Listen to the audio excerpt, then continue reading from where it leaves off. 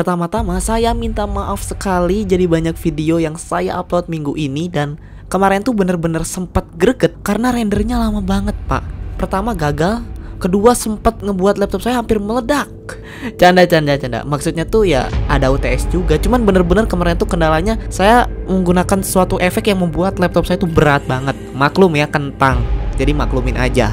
Dan sekarang kita akan kembali ngebahas JoJo Leon Chapter 102. Menarik banget, dan bagi kalian yang belum baca, sekalian aja yuk saya persingkat ceritanya agar kalian langsung tahu, dan mari kita bahas bareng-bareng.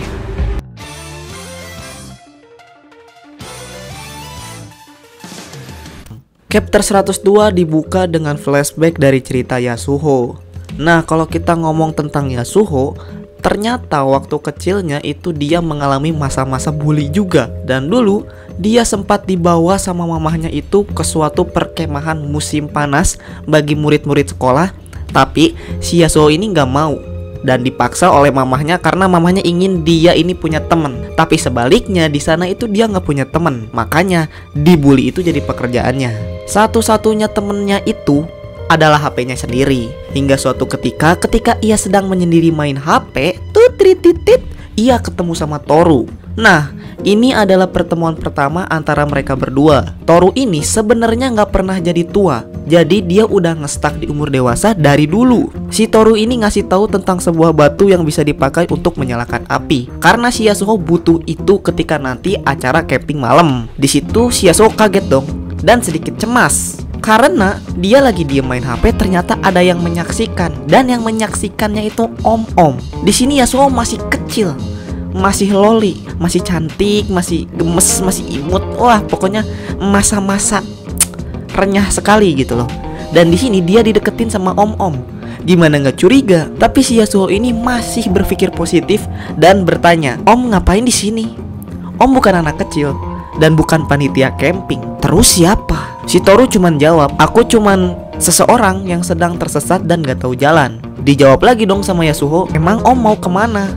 Nah, si Toru jawab lagi, dia lagi nyari tempat, tapi tempatnya itu gak tahu di mana. Sebenarnya kalau nanya ke orang juga orang gak bakal tahu, kata Toru, karena dia itu bukan mencari sembarang tempat, melainkan mencari tempat di mana tempat itu ada seseorang yang sudah tua, jago bikin obat, dan udah punya jabatan dokter. Terus hidupnya itu jauh dari kerabat dan juga sanak saudaranya. Nah, karena si Yasuho ini main HP terus dari kecil, dia jago ngotak-ngatik HP hingga mencari informasi terdalam dari seseorang.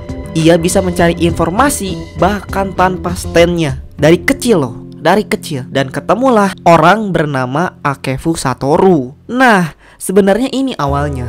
Jadi si Yasuho ini ngebantuin Toru buat nyari orang, dan nantinya si Akefu Satoru ini bakal digantikan oleh Wonder of You. Jadi dibilang kekuatan Wonder of You itu hanya mendatangkan bencana, enggak juga, karena ternyata kekuatannya banyak. Dan yang penting di sini si Toru ini sedang mencari sesuatu tumbal agar ia bisa memasukkan stand-nya Wonder of You ke seseorang itu. Setelah itu si Toru berterima kasih kepada Yasuho dan mereka pisah. Jadi dari beberapa halaman kita bisa dapat informasi bahwa pertemuan pertama Yasuho dan Toru ini udah sangat lama.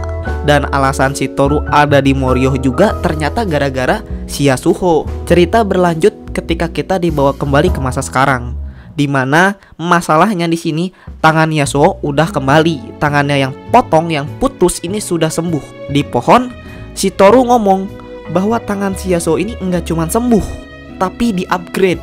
Nah, maksud dari perkataan upgrade-nya sendiri saya masih bingung dan masih menjadi misteri. Apa itu artinya? Nah, si Josu ini ngambek coy. Dia yang setuju ngikutin exchange equivalent, tapi dia sendiri yang marah. Dia nggak terima tangannya ini pindah ke Yasuho, sampai bilang, "Awas aja kalau tangan aku dipakai." Tit si Josuke. Pokoknya marah-marahlah ke Yasuho. Dan si Yasuho ini tiba-tiba keingetan masa lalunya dan tahu bahwa si Toru ini sedang di pohon. Dan mereka mencoba mengobrol. Si Toru ini ngaku ke Yasuho bahwa iya, dia memang di pohon itu, tapi dia nggak mau si Yasuho ini melihat mukanya apalagi megang. Karena kalau ketahuan gitu, Wonder of You akan segera membunuh Yasuho. Si Toru ini nggak mau si Yasuho mati. Makanya dia ngasih tahu, "Udah, kamu pulang aja. Tangannya kan udah sembuh, semuanya udah kelar. Tinggal kamu tinggalin aja Lokaka baru itu di situ." Tapi si Yasuo ini gak mau. Dia bodoh amat. Mau dia mati kek, sial kek, dia ngasih tahu bahwa dia punya rencana untuk mengalahkan Toru. Dan dia segera nelpon Nijimura Kyo.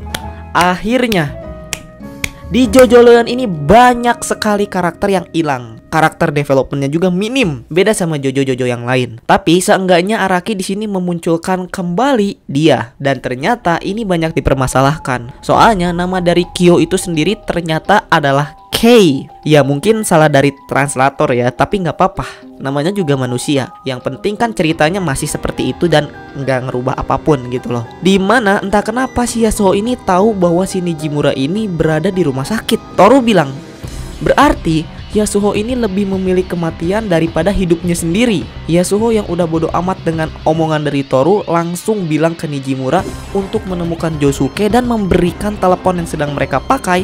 Dan nantinya kalau di jalan ini tiba-tiba ada kesialan atau nasib buruk, jangan kaget karena ini rencananya katanya. Si Nijimura yang lagi ngurus mamahnya yaitu Holy Joestar Kira kaget dong. Lagi ngurus mamahnya kok tiba-tiba ada masalah gini gitu. Tapi dia segera lihat tangan ibunya dan di situ tertuliskan untuk segera menemukan Josuke dan alamat Josuke ini sampai ditulisin. Setelah itu semuanya tamat karena ini semua mencapai halaman akhir. Nah, lanjut lagi bulan depan untuk chapter 103. Ada hal yang ingin saya omongin. Mulai dari setiap ada Toru pasti ada lebah. Terus si Josu tuh kenapa mukanya sampai gitu.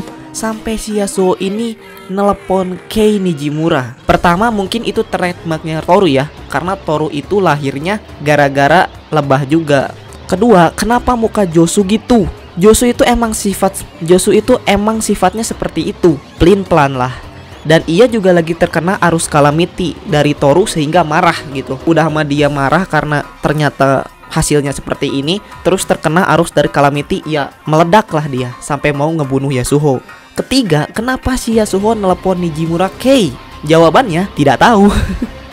Karena belum dijelasin kan. Tapi apa salahnya kita berpendapat. Nah, sebenarnya hal aneh itu terletak pada si Yasuo.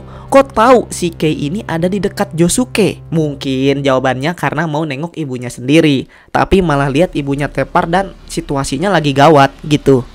Jadi Yasuo mikirnya pasti Kei ada di situ, mungkin.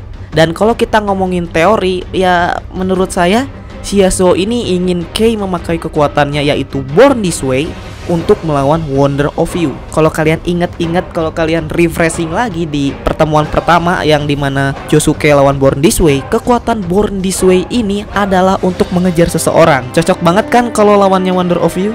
Jadi si Kei ini datang ke Josuke terus nyentuh dia. Karena si Josuke ini udah pernah nyentuh si Toru, abis itu Kei bertemu dengan Toru. Atau dia cuma nganter HP yang ditelepon si Yasuo. Udah gitu Yasuo ngasih tahu kelemahan si Toru. Karena kan si Yasuo ini nggak satu kali ketemu sama Toru ternyata. Dan yang penting dia itu pernah pacaran. Masa pacaran nggak tahu kelemahan tentang Toru atau hal-hal aneh gitu? Pasti tahu dong.